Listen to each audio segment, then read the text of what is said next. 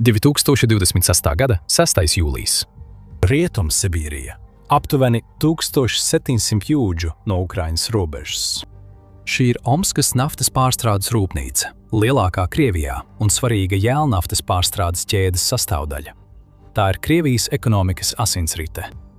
Kamēr citas Krievijas naftas pārstrādes rūpnīcas, kas atrodas tuvāk Ukrainas kaujas laukiem, ir cietušas no dronu un raķešu uzbrukumiem, šī vienmēr ir jutusies droša. Patiesi, Krievijas prezidenta Vladimira Putina acīs Omska ir neaizskarama. Tā vienkārši atrodas pārāk tālu, pārāk dziļi Krievijas pašajā teritorijā, lai Ukraina to reāli varētu mērķēt. Tā viņš uzskata, taču šī pārliecība drīz vien sadegs liesmās. Lūk, kā Ukraina atnesa kara uguni un niknumu uz vienu no attālākajiem Krievijas reģioniem un pierādīja, ka Putins kļūdās. Vēlreiz. 2022. gadā pati doma, ka Kijevas spēki varētu veikt jebkāda veida veiksmīgu triecienu mērķim, kas atrodas simtiem jūdžu dziļi Krievijas teritorijā, būtu šķitusi smieklīga. Ukrainas armijai vienkārši nebija resursu, lai organizētu ko tādu. Tā bija pārāk aizņemta aizstāvot savu teritoriju pret Kremļa iebrucēju bariem un milzīgām tanku kolonnām. Pat domāt par triecieniem dziļi Krievijas teritorijā esošām naftas pārstrādes rūpnīcām. Tomēr līdz 2025. gadam situācija bija krasi mainījusies, un arī Ukrainas prioritātes bija mainījušās. Kad konflikts pārvērtās par nežēlīgu un asiņainu noplicināšanas karu, Kijevas spēki nonāca pie skaidra secinājuma. Pat ar rietumu pasaules palīdzību viņi nevarēja cerēt. Līdzināties Krievijai tiešā, spēku un cilvēku ziņā līdzvērtīgā cīņā. Jo ilgāk šāda veida konflikts turpinātos, jo vairāk izredzes lēnām, bet noteikti nosvērtos Krievijas labā. Jo pat ja Ukraina varētu atvairīt vienu Krievijas uzbrukuma grupu pēc otras un iznīcināt desmitiem vai pat simtiem ienaidnieku tanku, vienmēr bija vēl citi, kas gaidīja rindā, lai tos aizvietotu.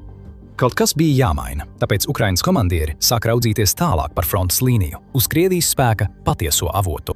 Nevis lodes, bumbas vai droni. Taču nafta nebija tikai degviela, kas uzturēja Kremļa tankus un bruņumašīnas darbībā. Tā veidoja visu Krievijas ekonomikas pamatu. Tieši nafta deva Putinam šķietami neizsmeļamu kara kasi, un tieši milzīgais naftas pārstrādes rūpnīca, cauruļvadu un termināļu tīkls ļāva Maskavai tik efektīvi izmantot savus plašos dabas resursus. Pat tad, kad valstis kāra viena pēc otras rietumu sankciju kārtas, Putins atkal un atkal spēja tās viegli pārciest. Pārliecināts, ka kamēr nafta turpinās plūst un naftas pārstrādes rūpnīcas turpinās darboties, karš varēs turpināties gandrīz bezgalīgi. Ukrainai risinājums bija acīm redzams. Ja tā vēlējās nodarīt vislielāko kaitējumu, tai bija jātrāpa Kremļa visjutīgākajās vietās – naftas pārstrādes rūpnīcās. Un tā sākās ilgstoša kampaņa, ko Ukrainas prezidents Volodimirs Zelenskis mēdz dēvēt par tālbarbības sankcijām – dronu un raķešu uzbrukumi Krievijas enerģētikas infrastruktūrai. Uzbrukumi sākumā bija sporādiski, taču laikam ejot tie kļuva arvien regulārāki. Tie kļuva arī arvien efektīvāki, jo Ukrainas drona operatori sāka atpazīt un mērķēt uz svarīgākajām šo objektu daļām, piemēram, destilācijas kolonnām, kas ir atbildīgas par jēlnaftas pārstrādi un sadalīšanu izmantojamās vērtīgās degvielās. Šo komponentu izslēgšana no darbības faktiski paralizēja lielu daļu valsts naftas pārstrādes jaudu, un katra uzbrukuma sekas sāka uzkrāties. Līdz 2025. gada beigām Krievija vienkārši vairs nespēja pārstrādāt tik daudz naftas, cik tā spēja gada sākumā. Tas nozīmēja mazāk degvielas karam, mazāk degvielas iedzīvotājiem un mazāk degvielas eksportam visā pasaulē. Panika sāka pieaugt un pastiprināties visā valstī ar katru jaunu uzbrukumu, un Kremļa komandieri pat bija spiesti novirzīt svarīgus pretgaisa aizsardzības līdzekļus, piemēram, S-400 sistēmas, izmisīgā mēģinājumā aizsargāt savu enerģētikas infrastruktūru. Tas nestrādāja. Droni turpināja nākt, un līdz 2026. gada vasarai tie bija lielāki, labāki un bīstamāki nekā jebkad agrāk. 27. jūnijas. Nedēļās, kas noved līdz šim brīdim, Ukraina ir veikusi vairākus veiksmīgus triecienus Krievijas naftas infrastruktūrai, tostarp pārstrādes rūpnīcām, termināļiem, cauruļvadiem un degvielas uzglabāšanas iekārtām. Taču Kijeva grasās visu vēl vairāk sāsināt. Tā ir apņēmības pilna izmantot vasaras skaidrās debesis, lai veiktu virkni postošu uzbrukumu savam ienaidniekam, nodarot pēc iespējas lielākus zaudējumus, lai iedzītu Putinu vēl dziļākā un tumšākā stūrī, piespiežot viņu vai nu izbeigt karu, vai riskēt ar pilnīgu iznīcināšanu. Pirmais no šiem uzbrukumiem sāksies jau pēc dažām sekundēm, kad Ukrainas kamikadzes droni strauji lidos cauri gaisam pretī diviem svarīgiem mezgliem ienaidnieka enerģētikas tīklā. Pirmais ir Slavjanskas naftas pārstrādes rūpnīca, kas atrodas Slavjanskas pilsētā pie Kubānas, Krasnodaras reģionā. Netālu no Krimas pussalas un Melnās jūras ūdeņiem, tā atrodas tikai dažus simtus kilometru no Ukrainas teritorijas, kas to ierindo dažu Kīivas vispostošāko dronu un raķešu darbības rādijusā. Šī rūpnīca, kas pieder uzņēmumam Slavjansk Eko LLC, ir viena no lielākajām pārstrādes rūpnīcām visā Dienvidkrievijā. Tieši šeit nafta tiek pārstrādāta jūras degvielā, lai nodrošinātu kuģus. Krievijas Melnās jūras flote, kuru Krievija visā konflikta laikā ir izmantojusi, lai demonstrētu spēku un veiktu dronu un raķešu triecienus pret Ukrainas pilsētām un mazpilsētām no dienvidiem. Šī plašā rūpnīca ražo arī milzīgus daudzumus benzīna, mazuta un citu naftas produktu, no kuriem lielākā daļa tiek eksportēta pa Melno jūru ar ēnu flotes kuģiem, nodrošinot stabilu un ievērojamu ienākumu plūsmu Kremļa kasēm.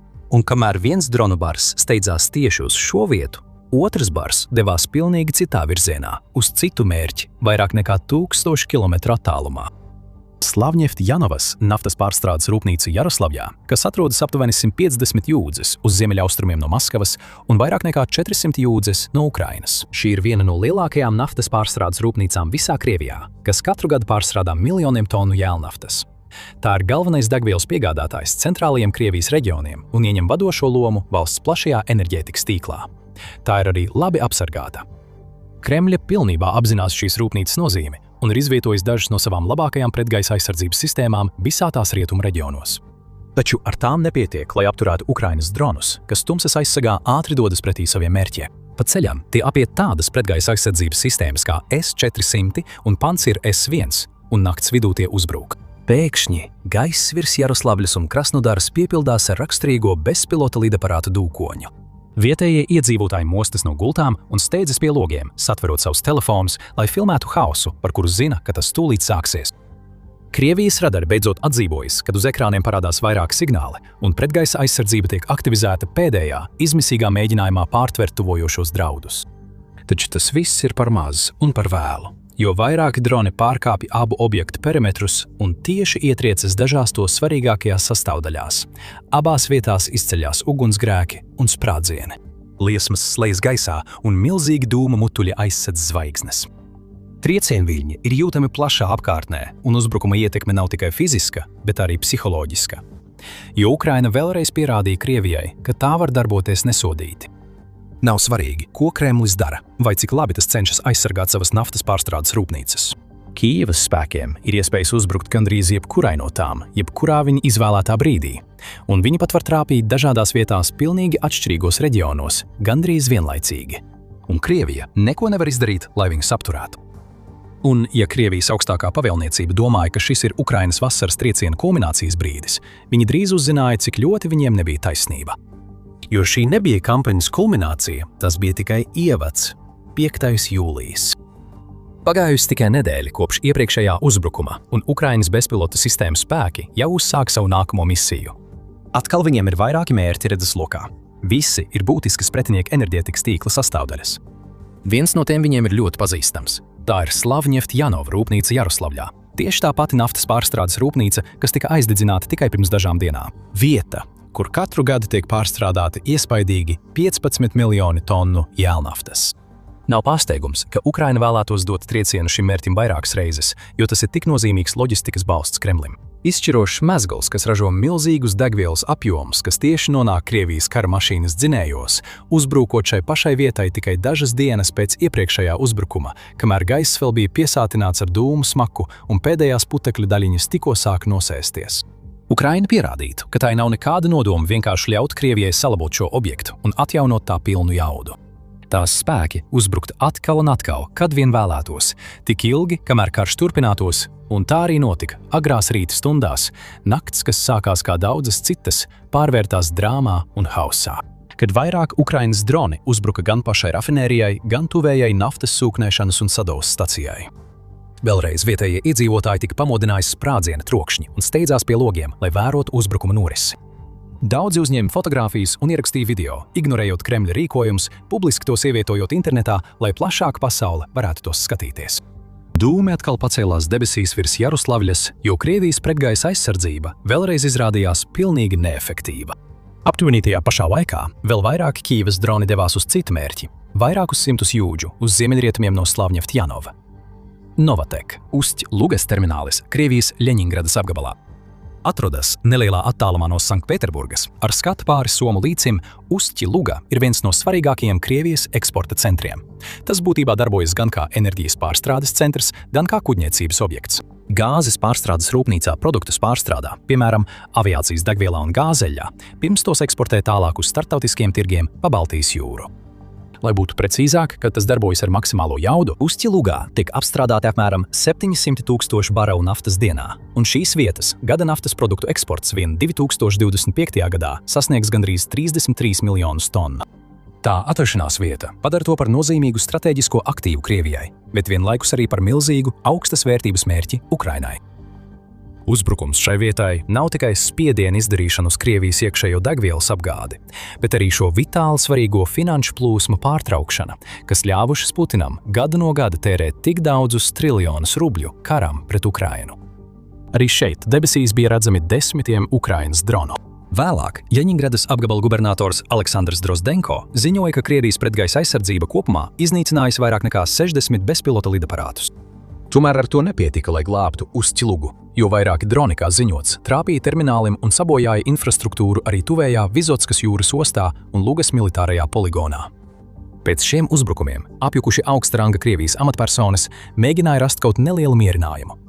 Ticībā, ka Ukrainas potenciālam noteikti ir kādas robežas, viņi bija pārliecināti, ka ienaidnieka droni var aizlidot tikai līdz noteiktam attālumam.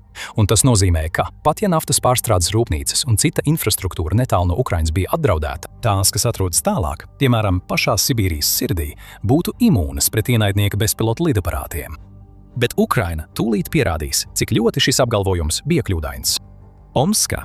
Tā ir trešā lielākā pilsēta Sibīrijā un Krievijas lielākās naftas pārstrādes rūpnīcas mājvieta. Gadu desmitiem šī rūpnīca tika uzskatīta par vienu no visdrošākajām rūpnieciskiem objektiem visā Krievijas federācijā. Uzcelta 1950. gados Padomju Savienības uzplaukuma laikā, tās atrašanās vieta padarīja to par svarīgu transporta un pārstrādes mezglu, lai atbalstītu Sibīrijas reģionu. Tas arī burtiski novietoja to vairāk nekā 1000 jūdžu attālumā no Krievijas rietumu ienaidniekiem un NATO alianses robežām. Pateicoties tam, pat vissliktākajos iespējamajos scenārijos, piemēram, potenciālā karā ar NATO, Krievija varēja būt droša, ka Omskas naftas pārstrādes rūpnīca bija gandrīz neiespējams mērķis uzbrukumam. Un, kad sākās karš ar Ukrainu, Maskavas elite nekad nebūtu iedomājusies, ka Kijevas militāristiem būs pieejama tik attīstīta tehnika, kas spētu uzbrukt tik attālai vietai. Pat dronu kara laikmetā šķita neiespējami iedomāties, ka ienaidnieka bezpilota lidaparāts spētu pacelties kaut kur Ukrainā, šķērsot frontes līniju, okupēto teritoriju nāves zonas un pārvarēt simtiem jūdžu Krievijas gaisa telpas, lai sasniegtu rūpnīcu, netiekot viegli pamanītam un notriektam jau krietni pirms tas pietuvotos savam mērķim. Gadiem ilgi šie pieņēmumi bija pilnīgi pareizi. Ukrainai nebija nepieciešamo dronu, lai uzbruktu tik tālam mērķim, taču tā pie tiem strādāja. Pamazām, gadu no gada, tās aizsardzības rūpniecība kļuva spēcīgāka, un arī tās drona armija pieauga. Agrākajām sistēmām bija stingri darbības rādījusa ierobežojumi, un daudzas spēja nolidot tikai dažus desmitus jūdžu, pirms beidzās enerģija. Tomēr laikam ejot, šie ierobežojumi sāka mazināties. Parādījās jauni droni, kas spēja nolidot 100 jūdzes, tad 200, tad 300, un ar to viņi neapstājās. Ukrainas vadošie dronu ražotāji, piemēram, Firepoint, turpināja paplašināt robežas un pārdefinēt, ko bezpilota lidaparāts spēja paveikt. Līdz 2024. gadam viņi bija radījuši kaut ko patiesi īpašu. Firepoint FP1. Tāla darbības rādījusa vienvirziena uzbrukuma drons, kuru izgatavošana maksāja apmēram 55,000, un tas spēja nogādāt kaujas galviņu, kas svēra no 60 līdz 120 kg mērķiem līdz pat 1000 jūdžu attālumā. Līdz 2026. gadam Firepoint bija uzlabojis FP1, lai tas spētu lidot vēl tālāk, optimizējot tā dizainu, precīzi pielāgojot aerodinamisko profilu un palielinot degvielas daudzumu, ko tas varēja pārvadāt. Tādējādi tas ļāva sasniegt simtiem jaunu mērķu, piemēram, Omskas naftas pārstrādes rūpnīcu, vietu, kas agrāk tika uzskatīta par pilnīgi neaizsniedzamu, vietu, kas atrodas aptuveni tikpat tālu no Ukrainas robežas, cik Ņūorleāna no Losandželosas. Vieta, kur no frontes līnijām šķir simtiem un simtiem jūdžu mežu, līdzenumu, kalnu, mazpilsētu un pilsētu. kā arī radari un gaisa aizsardzības sistēmas pārpilnībā.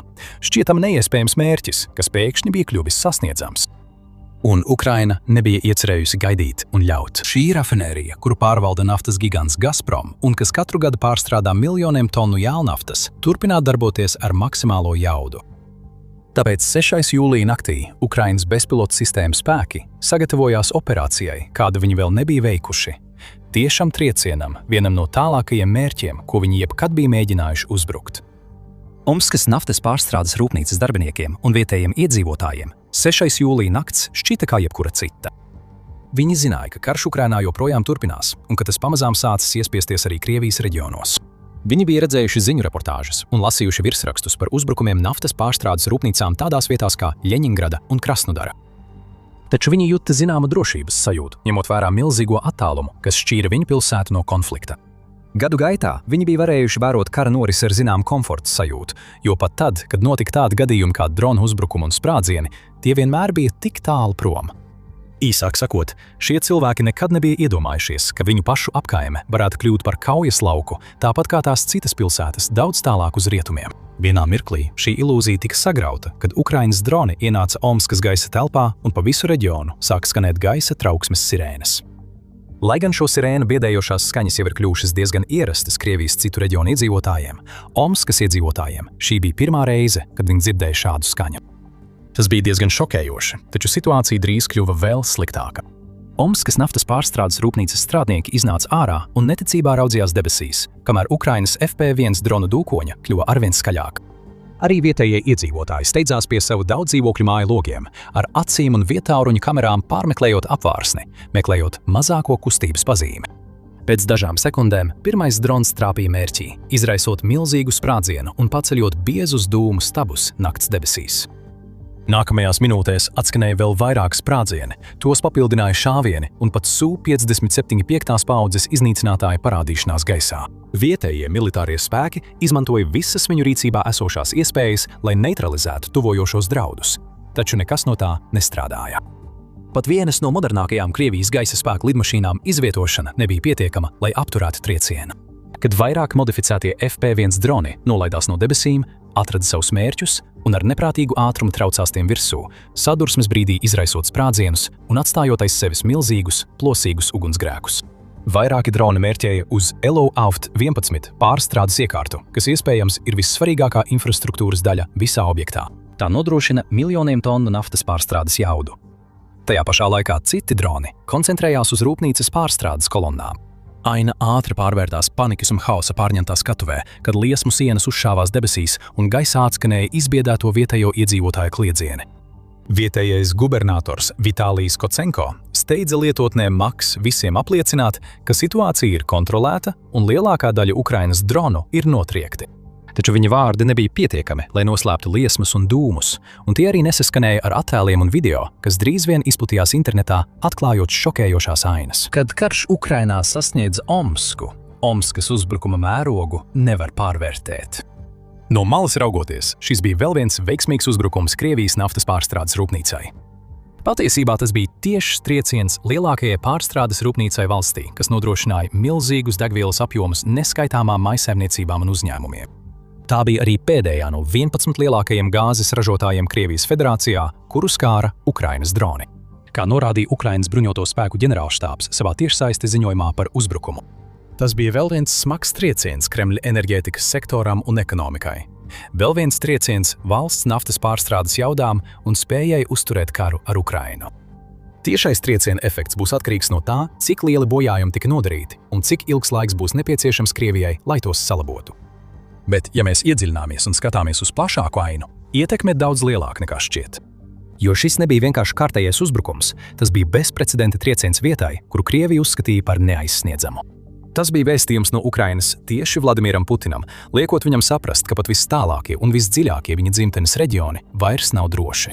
Tā bija Kijevas vēsts Krievijas sabiedrībai, ka jo ilgāk karš turpināsies, jo vairāk viņi izjutīs tā sekas arvien tuvāk savām mājām. Pāri visam tas bija apliecinājums tam, cik ļoti iniciatīva 2022. gadā ir mainījusies. Būtu bijis absurdi apgalvot, ka Krievija varētu ciest šādu triecienu, un vēl neticamāk būtu apgalvot, ka tieši Ukraina būtu tā, kas to paveiktu. Taču 2026. gadā šāds trieciens vairs pat nepārsteidz. Tas ir kļuvis par ikdienu.